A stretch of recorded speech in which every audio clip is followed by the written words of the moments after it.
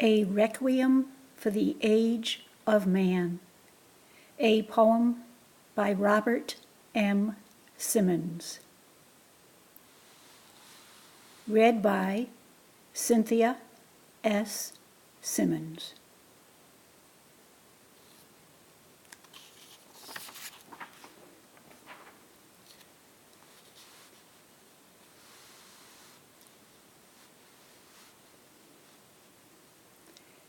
A Requiem for the Age of Man.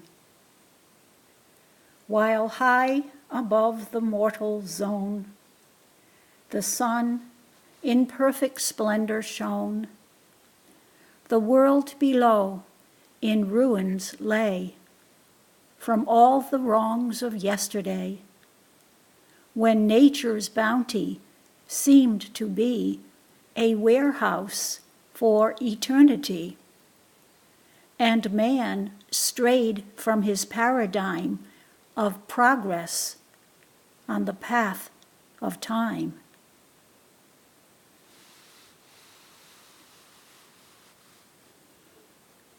Great capitals the world around, where legislators once were found, who practiced their untempered greed at the expense of common need, and who for narrow interests led whole nations into hopeless dread, were now deserted heaps of stone, where nature had reclaimed its own, with vines and other living things that would flourish in future springs.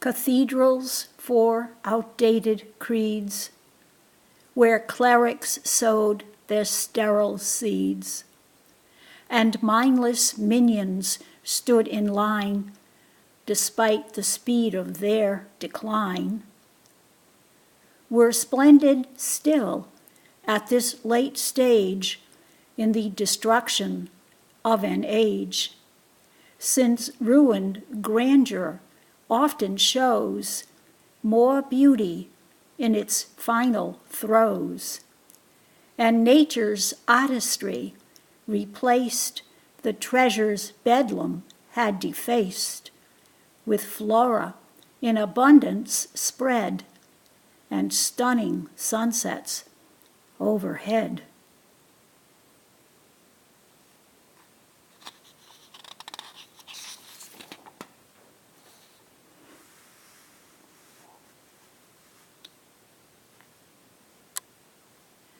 At colleges where scholars reigned, who were by their degrees ordained, places that should have given birth to plans that might have saved the earth, but were in webs of dogma caught, allowing little room for thought. Once hallowed halls of bricks and boards had since been sacked by roaming hordes, and were but pitiful remains, with shattered doors and window panes, where birds and bats entered with ease, along with butterflies and bees, and winds followed, resolved to claim these vacant halls in nature's name.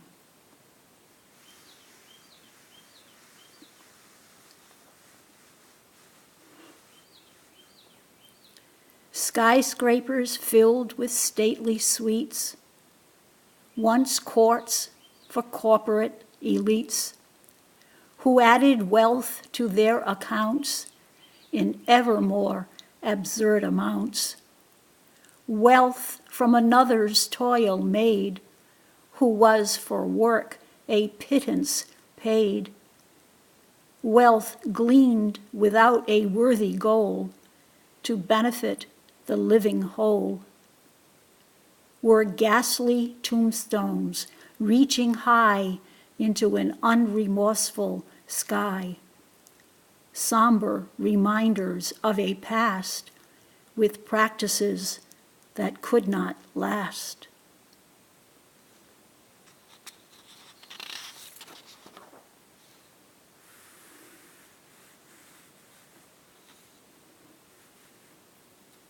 Large stadiums where man in mass his precious time would often pass, time certainly he should have spent improving his environment, but time passed mostly to renew the fortunes of a very few, and time that was forever lost, where destiny and folly crossed, were now wastelands with empty seats, deserted after his defeats, left waiting for time to erase these souvenirs of his disgrace.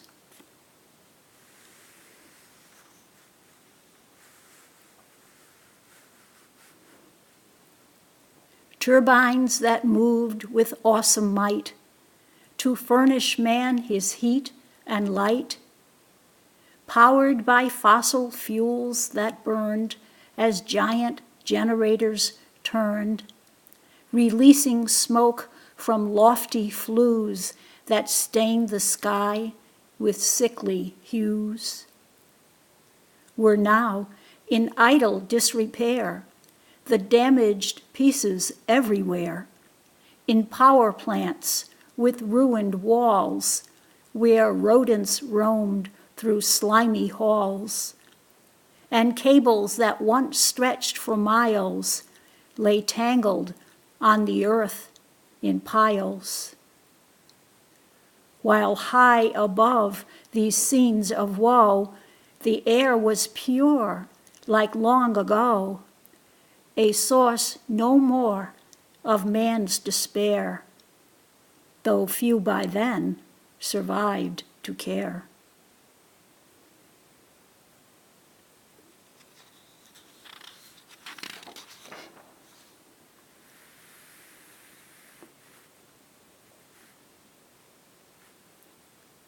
Mankind, whose prospects once were bright, had seen his day turn into night, yet he continued to embrace beliefs without a solid base, while those in power use their sway to lead the multitudes astray, and minds that might have salvaged dreams were used instead for selfish schemes.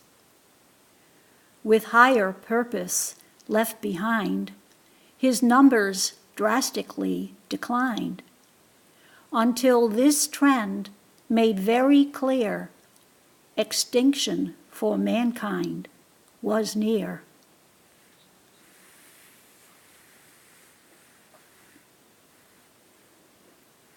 As chaos spread from coast to coast, disease and hunger conquered most, and for the strong ones still alive, it was a struggle to survive. They roamed until the very last, through remnants of a better past, like phantoms of a vanished breed, which lost the vision to succeed, become now scavengers of waste that from anarchy could be traced, who with each other often fought to seize the plunder that they sought, with weapons fashioned by their hands, like savages from ancient lands, until their numbers were so small they mattered little overall, and corpses of the newly slain littered the post-human terrain.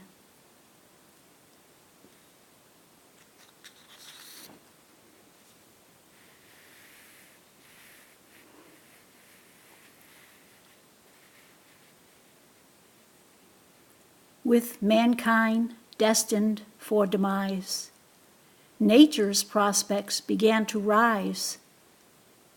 As latent forces long subdued by man's misfortunes were renewed, the seasons four restored to earth its frozen caps and tropic girth, and species deemed once to be doomed their former prominence resumed.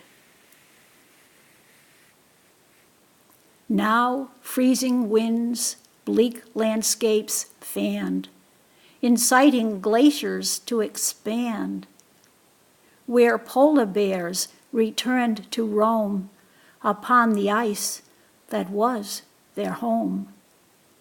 In oceans which had nearly died, surviving creatures multiplied, and forests that had been stripped bare were making comebacks everywhere, while birds of every feathered hue again the humid jungles flew.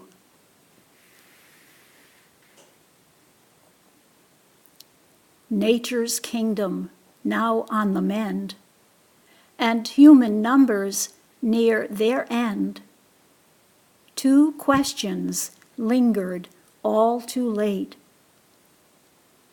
Could mankind have forestalled his fate? And if he could have saved his race, would Earth have been a better place?